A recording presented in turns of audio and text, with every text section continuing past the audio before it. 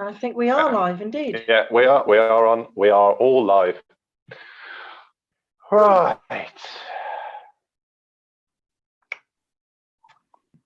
Where do we start? I don't know. Let's let Harvey take it away. As we got a Chelsea fan, I suppose we can let you glance. Yeah, we've got a new guest joined in. Harvey there. Harvey, what did you think of the game? Well, there was the good start from Chelsea. They were passing the ball very good, but sometimes they lose control. Not today, though. No, I thought you were doing quite well today. We were not on it at all. Commanding. And that girl from the free kick, that was beautiful. It was a good goal. It was good. Should it have been a free kick though?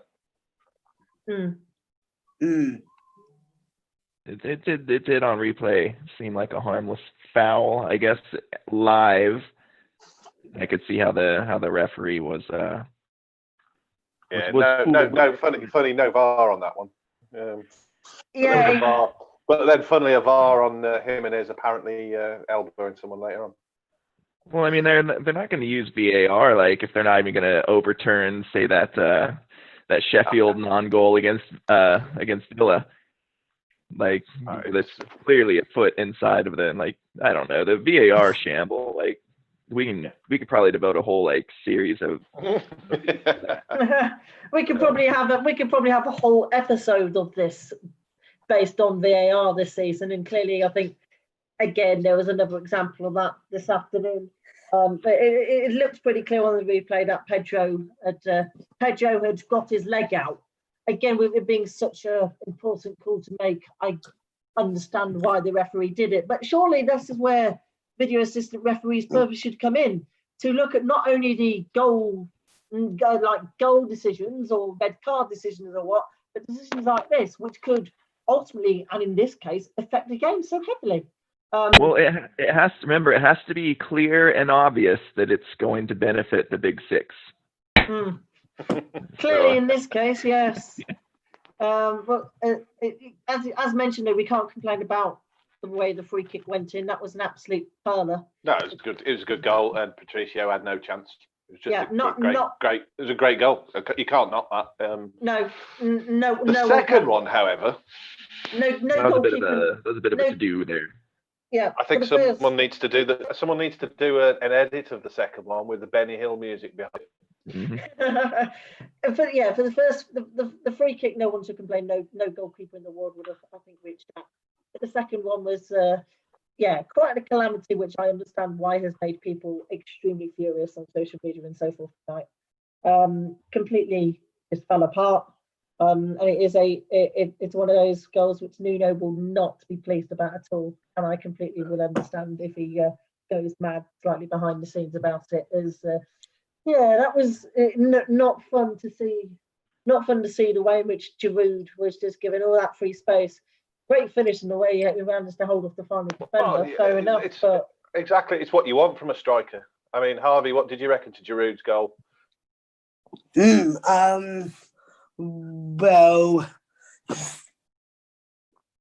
the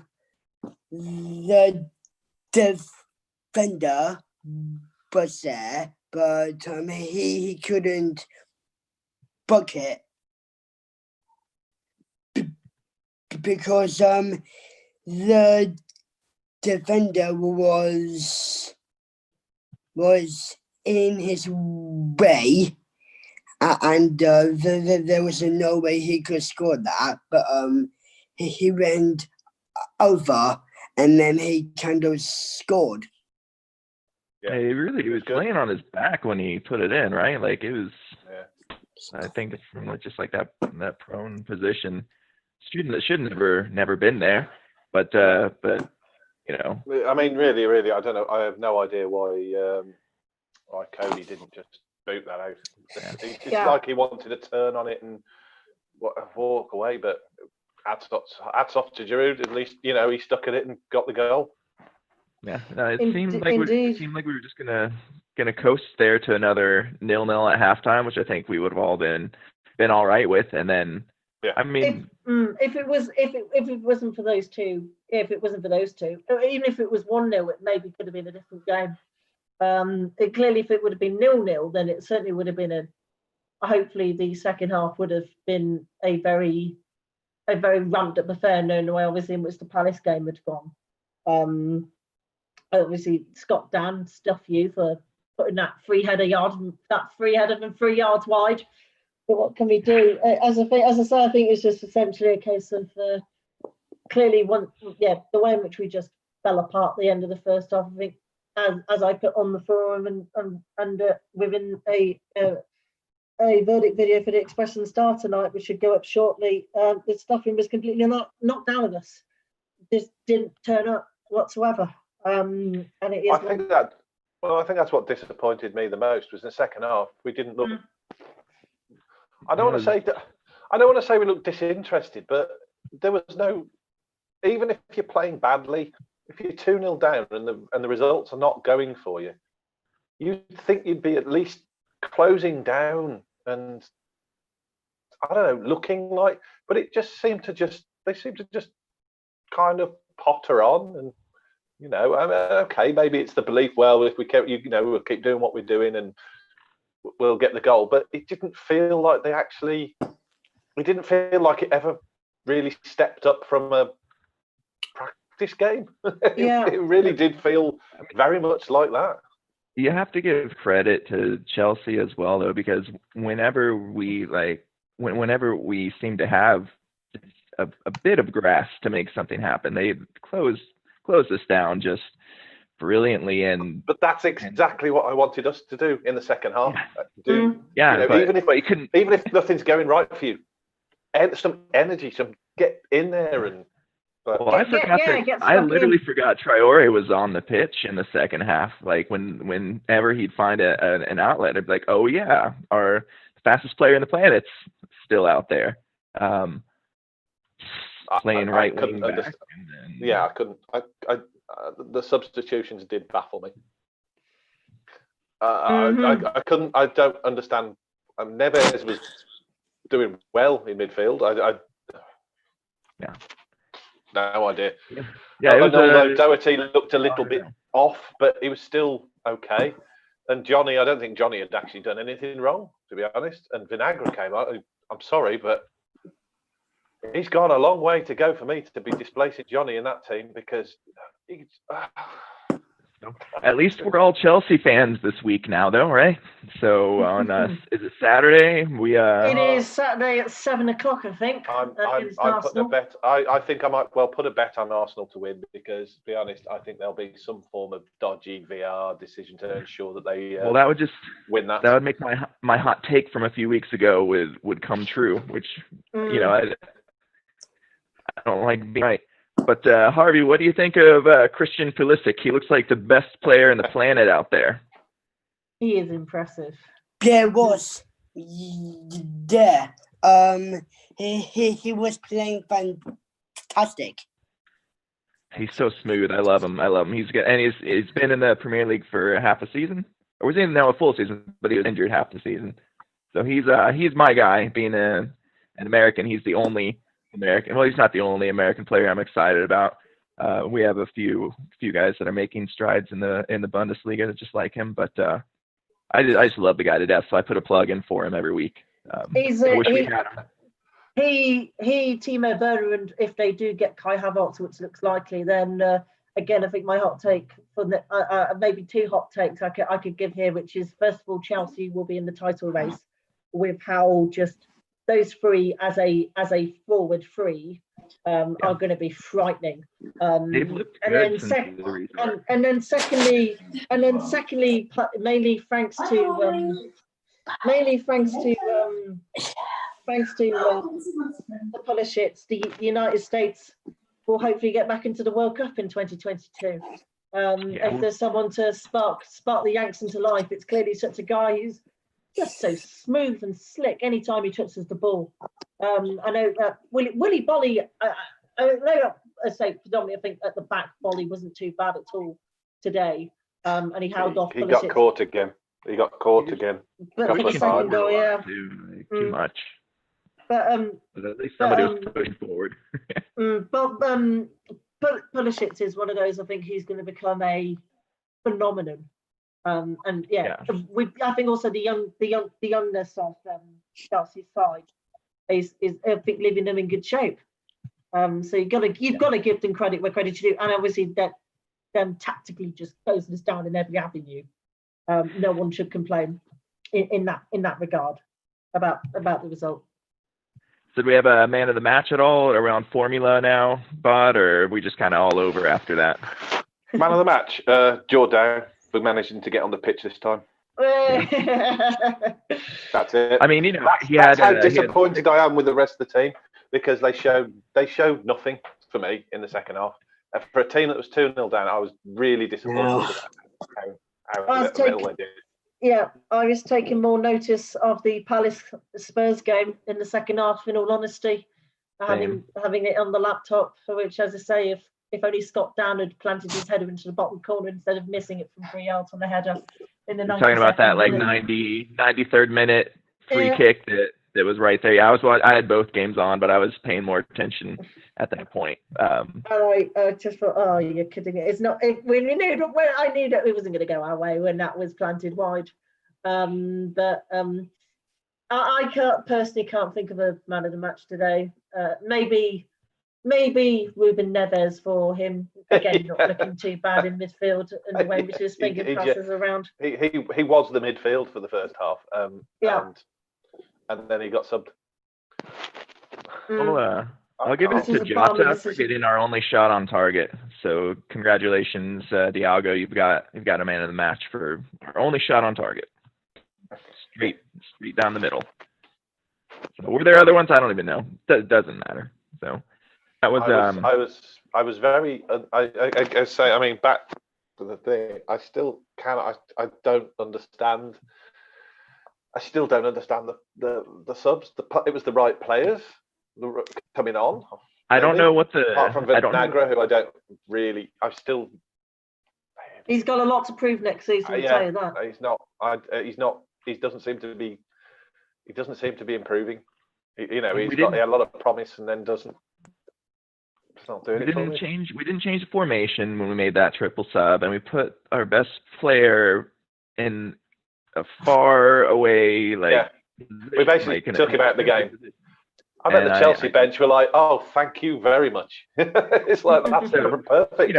No, like I'm never a Nuno out guy or any overreaction like that. But there's been this in like the Burnley game. I don't know what he's trying to accomplish with these almost random subs. I don't know what he was going for. So we're where we were last year, right? Rooting for the FA Cup final to squeak into Europe, and then we'd have 6 qualifying matches to play. So more football. We would have three. We'd have 3. Three. The Europa. Except I think the Champions League playoff rounds. Both European competitions are shortened in terms of qualification rounds. So instead of 2 games per tie, it'll be 1. That's bad news for us, because we need those 2 legs to beat some of these teams. So, to be honest, we don't need to worry. We don't need to worry. We don't need to worry, because we'll be winning the Europa League. If it's the standard teams, if it's the standard teams that we played last year, in all due respect, we should be beating the kind of teams that we played last year. So what can you do? I don't know. I'm excited to have a bit of a rest from Wolves for a couple weeks. I just need a few weeks to cool down, and then we'll get back on Wednesday, August 5th, I believe. It's Thursday, August 6th. Thursday, 5th. Thursday, August 6th. Definitely a nice rest for the next 11 days. I think Nuno, I think, is just Nuno's obviously speaking to the press. He, in fact, just out of curiosity, has said that he said that Tim Spears has been out saying he would love a mini break, but we'll get a couple of days off. He says we'll have a couple of days off. Unfortunately, we have to stay here because of quarantines. It's like a prison, which I can completely understand. What can you do with such a pandemic? He obviously, clearly, the focus is there now on trying to do what we can to try and beat Olympiacos. It won't be easy, but as we've shown in Europe, there's a different kind of, I think, different motive and different style, which has seemingly worked most of the way through. But obviously, we need to hope we don't have a kind of performance like this afternoon. Otherwise, it would certainly be a big win for the end of the season. It will be nice to take stock, and I hope everybody, particularly on social media, takes stock, because in fact, some is just saying, and some is just, I think, joked, but said, no, Nuno needs to be in prison for the tactical selection that he made this afternoon. Honestly, Wolves fans, take stock. Last 2 seasons, 7th place twice, 116 points from both of those seasons. An FA Cup semi-final, less said more, but still a great run in the cup. Europa League, on the verge of the Europa League last day, potentially getting into Europe for a second consecutive season for the first time since 1974. Honestly, look at the progress we made, folks. If any of you are watching and are thinking, oh, we bottled it, etc., I have a little understanding, but please, look where we've come from. Think about it in that sense. We ain't doing too bad, are we, compared to our neighbours down the road who scrape up thanks to a Sheffield United goal that should have been a goal at Villa Park being disallowed. Mhm. Look at it in retrospect. Anyone who's moaning, seriously, take a moment. They were celebrating. in the West They were Midlands by a celebrating mile. like they won the World Cup today. On the pitch, I was a little embarrassed for them. Cash, I will take those words, but only if we learn from them. If we learn from it, because Understandable. I think this season we have, in the last few games, I think we've been too cautious, and that's what's done us. And we've got to learn that we can't just hope by sitting back and defending, and then just kind of get through by being tough. At the end of this season, we needed to, especially with some of the decisions going against us and stuff like that, we should be using that and firing ourselves up to then, go out and to some extent we did. But then today, again, we've come out, and that game, we have genuinely looked like it just looked like a practice match, shadow of ourselves. And there was, and not coming out in that second half and trying to win, and not even if you don't win it, just if we'd got 2 goals back and a draw, we're in the 6th place.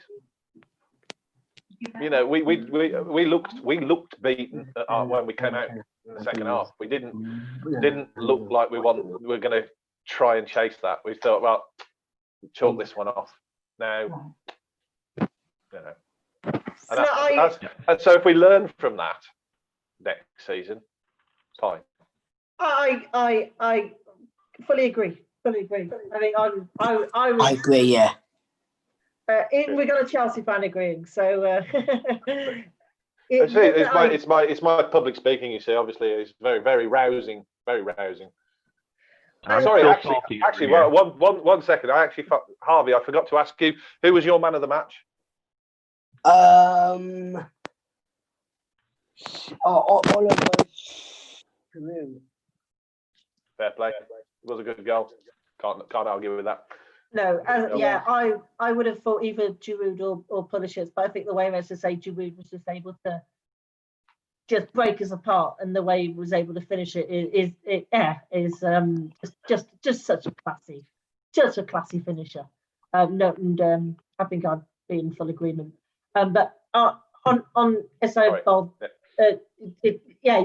you're right. And I'm sure, I hope, no doubt there'll be a lot of self-reflection, not just from within the management, but obviously the players in the coming week and a half or so. And I'm sure that will hopefully fire up in their bellies, knowing that there has been a few opportunities where we clearly haven't taken them. today another clear example. And that will hopefully be the thing that, again, even if there's more dodgy decisions next season, we'll be like, look, we've got to learn from it, bounce back. It's that motive of bouncing back, which is the key thing which we need to keep.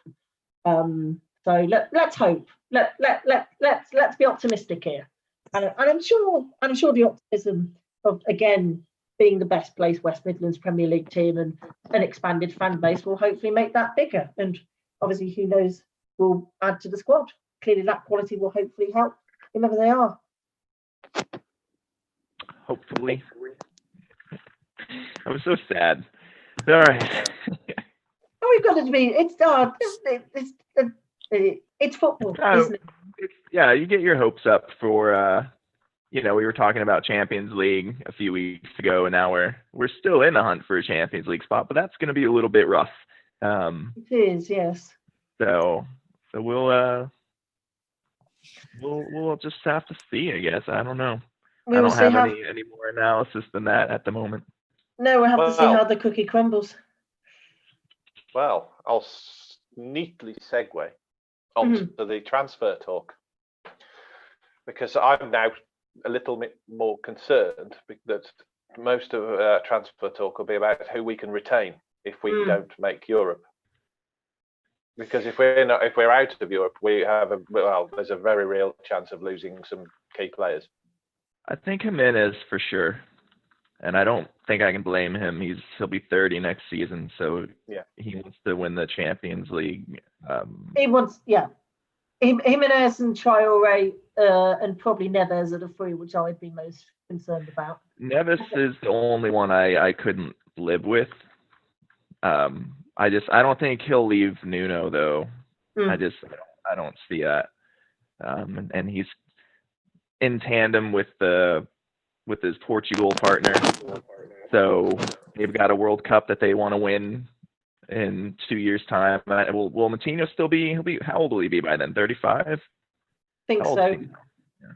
So we don't know. 33, 34. I forget the Euros next summer. I forget about that. So they want to retain their title. I think the thing Jimenez is probably the most important one to keep hold of, but I clearly think him having just had a family and trying to settle down from that might be the thing that keeps him, maybe for one more season, perhaps. Who knows? Of course, there is a massive. It's hard to hire somebody to pack up your house and move an hour away. True. If there were a massive offer like 70-80 million pound came in, I do wonder how. If we're not in Europe, how tempting that would be for not just Jimenez to take, but Wolves to take, because then it would then give us an opportunity to try and look for someone young, just like Raul. Well, you've got Neto and Podence and Jordao. You've got these young guys that if we don't make as well. It's the rebuilding season next year, right? Which is crazy. To rebuilding as like a top 6 team would rebuild. So I really think Jimenez will want to go play the Champions League, just with all the chatter that's going on from people speaking out, like his national team manager, like, hey, you need to go do this. So I can't blame him. I mean, to be honest, as long as we don't lose, the worst thing for me is to lose any of these key players to other Premiership teams. Losing them to a big continental side, okay, but you can go and go with that. But to lose them to a rival in the league, they are a rival in the league. Jimenez is going. He'll go to Old Trafford, and that's just going to happen. And you just got to get ready for it. Yeah. That would be my biggest alarm if United came in with an £85 million offer and is like guaranteed starting alongside whomever. And who knows? Maybe we'll buy a few pieces over the transfer window and make all this moot. Maybe we'll buy, Traore, who we love, but like he's kind of been a one-trick pony since the restart. Just shoot it down the right side and try and beat him to the line and cross it. Yeah, Over hasn't and been over his. Yeah. It's been figured out. So He hasn't been his greatest. Although I would say anyone suggesting sell him, you're mad. As he's got again so much more potential to be unlocked. I don't think we'll be looking to sell him, but I think that somebody will make an offer we can't refuse. And I mean, at some point, like we're 4 years in, and we keep holding on to these players. Like at some point, pieces are gonna move. Yeah, I, you are right. I wouldn't be surprised if someone like Barcelona came in to take Traore back to Barcelona. I could see him. I could see him doing that because he's almost got like a point to prove there. Yeah. That would be understandable if that. Of course, absolutely. it'd be annoying. It'd be annoying if that occurred, but that'd be entirely understandable if say Barca came in with a ridiculous amount of money. Like for example, if in the wildest case they came with 130 million, which has been rumoured or not. It would be, I think, strange for us to say no unless Adam was adamant that I want to stay at Molineux. If Adam had put out on the record that I wanted to stay and so forth. But the way in which he was shuffled out of Barca and then obviously came to England and eventually found his way. He certainly would have something to show for at the Nou Camp. So it would just imagine though, if in the worst case that say we get say 200 million for say Adama and Rao, just think of the money though that we've got to invest and look for not just as good as players, but hopefully as better players for them, and maybe that can help wages rise because just Cavani and Götze, for example, Cavani and Götze are both out of contract. In fact, Mario Götze has been released. He's left Borussia Dortmund. Edison Cavani, he's one of those just clinical strikers. He's departing from PSG. No one knows where he. Cavani would be a ridiculous coup. I would be like, Jimenez for out, Cavani in. Like, I'd take that in a heartbeat. Absolutely. If with the money it's supposed to have got, I would hope that they would consider it. Even like, for example, still because there's some still pretty good players. So it's Willian, whose contract still hasn't been sorted. No one knows where he's going to end up. Maybe someone to strengthen at the back. Jan Vertonghen, yes, he's 33, but he's rather experienced. Even again, very out left of field, Thiago Silva. I mean, that was linked with us last year. But there is definitely people who, whether experienced and a bit older, but you could still bring in that extra quality, or looking for the youngsters, as I think Wolves have done fairly well, as has been demonstrated with Pedro and with Daniel and with others. We still all have, I think, money to play with, regardless of what happens. So it's going to be fascinating. It's going to be a fascinating transfer window when it opens from tomorrow right up until October. And obviously, we still knowing that it is a 2.5 month window is good. That there could be a lot of self-reflection and people be like, right, okay, where do you need to strengthen? I'm sure there'll be hopefully lots of good and honest debates in the boardroom. Yep. Yeah. I have no every year I'm surprised by something that we pull off. So let's move forward with it. But on to the FA Cup final on Saturday. Saturday, right? I think if yeah. Anyway, I would love to have Europe in our back pocket as we go into the finals of the Europa tournament here. So indeed, it'd be nice. It would be just if I think there'll be a lot of relief almost amongst a fair few of the fans, and maybe a bit of the squad considering the pressure put on them if Chelsea do the job next weekend. But obviously, it would therefore secure European football of some kind, which therefore may make some of the rumours recede. But obviously, football being the funny game it is, who knows how it will go. But seeing that Arsenal almost capitulated against Watford, being 3-0 up, and then Watford dragging it back 3-2, means hopefully that will hopefully scare the hell out of the Gunners. And if Chelsea are clinical as they were today and produce another bit of magic as they did with Mount's free kick, hopefully, fingers crossed, Lampard could. I'm sorry, but I expect to see some dodgy refereeing stroke VAR decision going in Arsenal's favour. Yeah. I wouldn't mind putting some money on it, to be honest. I might actually do that. I might look into the odds of that. I'm not very good at betting, so but that's what I am very bitter. Very bitter. No. It might be worth an each way bet, I think, some kind. I don't know. I'll have a look on Cole during the week and think. Might slap a five each way. I don't know, depending on the odds and what specific there are. And if there's anything VAR related. Because I'm surprised it hasn't been factored into betting markets yet. But I hope my prediction would be a narrow 2-1 Chelsea win. It'll be tight, but Chelsea's quality will come through. I'll take it. And I'm sure every Wolves fan would take it. Because as I say, it would be the first time since 1974 that we've qualified for years in a row. And which would still be a massive achievement. The year of my birth. Was it? It's a sign.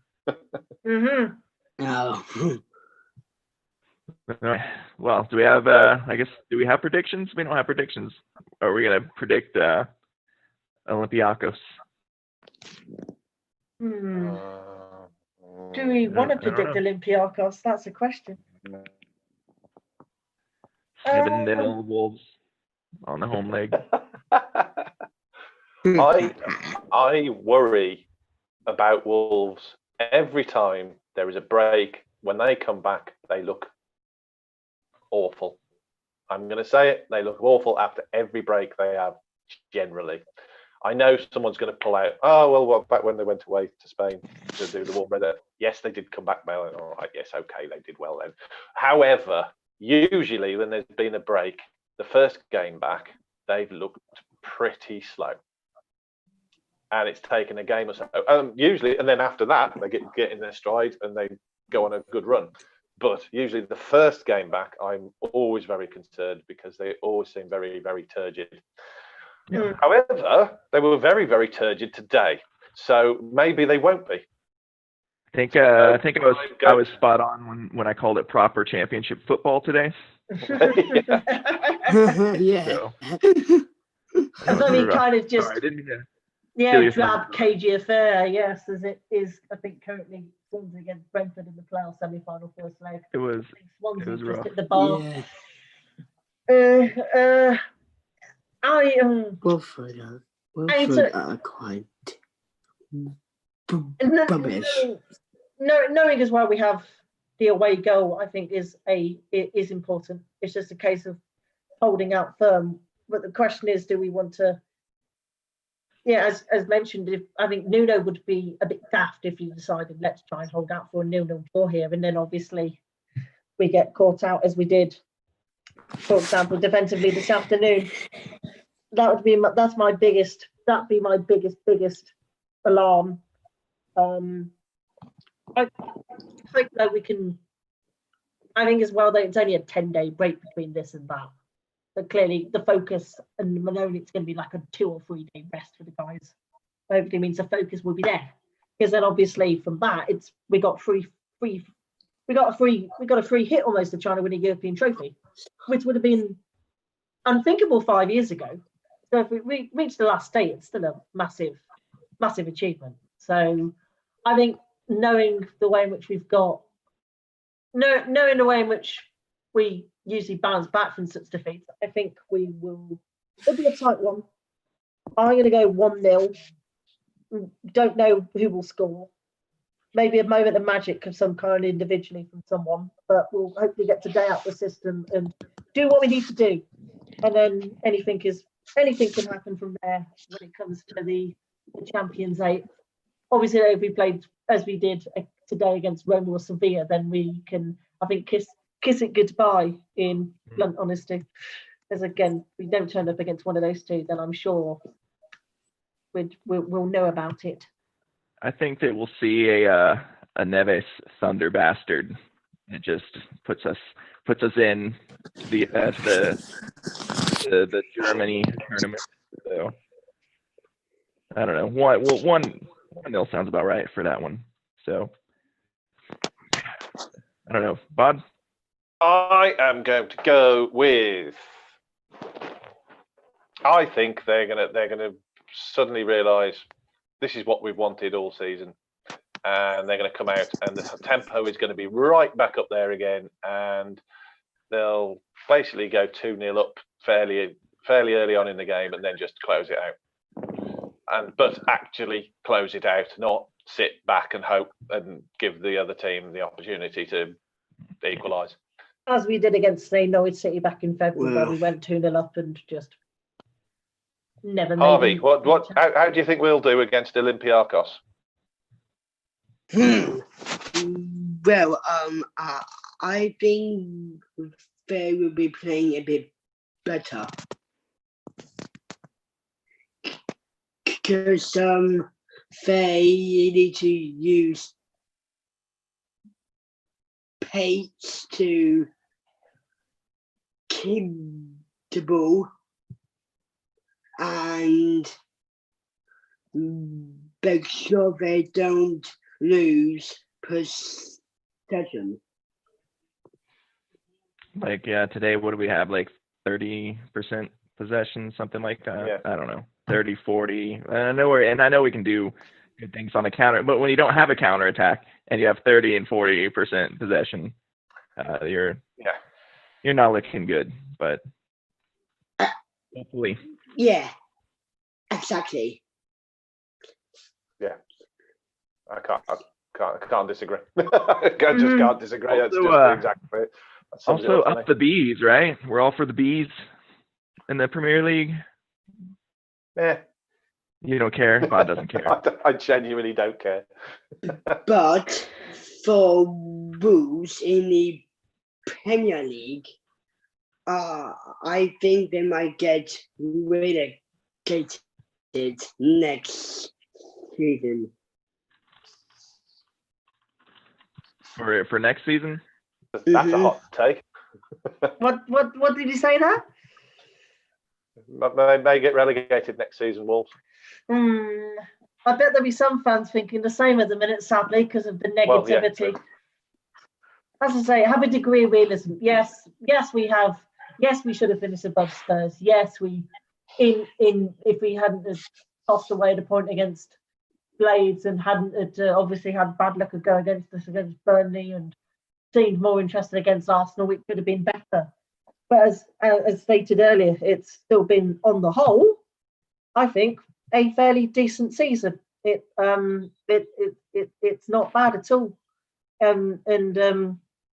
I say, with chance again, 2 more avenues to get into Europe next term. I hope one of them will succeed. And of course, if the second one succeeded, then hopefully all the doubters will. As obviously we know what that would mean. Just knowing that Summer again stating on social media, Nuno's a fraud, he's got to go, etc. Just please be quiet. yeah, that's typical of I guess any fan base, but especially with Wolves, the overreaction is one of my favorite parts. But if we do play all 76 halves of next year's Premier League like we did the second half today, then we will be relegated with 0 We will points. be in trouble. Yeah, Yes. Yeah. I can't see that happening. I don't either. But at least the Nuno to all these big club rumors should die off after that performance today, right? So they'll find somebody else to anoint as the next second coming, I guess. So that's all I had. Well, I think, and on that, I think we may well end here for today. Will we have another one following Olympiacos? I think so, yes. I think we'll come back after Olympiacos. Are you all right with that, Alex? I have nothing to do for the next 2 years. Yes. So, good. and Harvey's good. Okay, thank you, Harvey. Thank you, Alex. Thank you, Kashmir. Right, Thank and we'll see you after the Olympic. See you in 11 days, guys. Thank you. Have a good Love one. you all. lads. Take care, all. Bye.